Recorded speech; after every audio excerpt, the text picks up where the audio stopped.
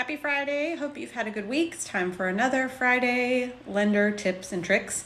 This one is about solar panels. So we're coming in to the warmer months and we're in the spring market, and it is time for the solar panel debate to begin again.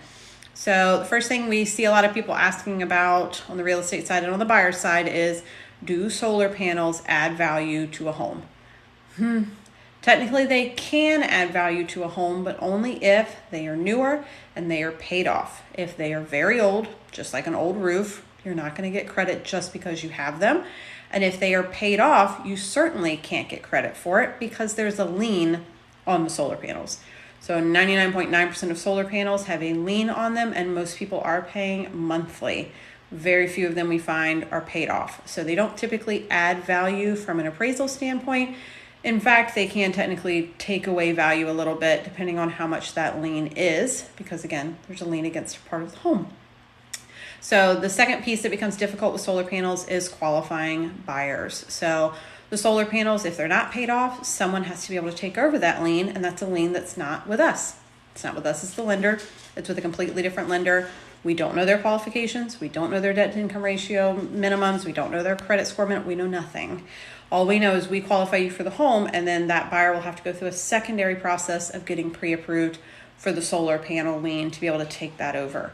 And I've had a couple of homes with solar panels. Most of the time it's fine. It's not a big deal, but I have had one before where we were fine approving them for the loan for the home. The solar panel company would not. And so we weren't able to continue with that loan unless the seller was willing to pay them off. So I would say in general, if you're looking at homes with a solar panel, before you get your buyers in there and they're all excited, try to ask ahead of time if the solar panels are paid off, because if not, we need to start having these discussions of your payment plus the payment of the solar panels, which can be hundreds of dollars, to ironically save $100 on your electricity bill. Whatever, that's a whole different conversation. Or again, if the solar panels are paid off, it's fine, but the downside to that can be they may be quite a bit older then, and they may not be getting as much of a benefit as they think.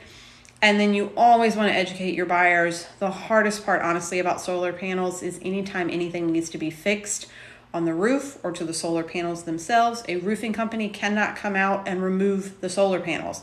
Only the solar panel company will allow for someone to come and remove their product, even if it's just to take it off and put it back on. So it's very, very rare to find roofing companies that are willing to take the liability of removing that piece of property technically. So it can become difficult if there are insurance claims that have to be made on the roof.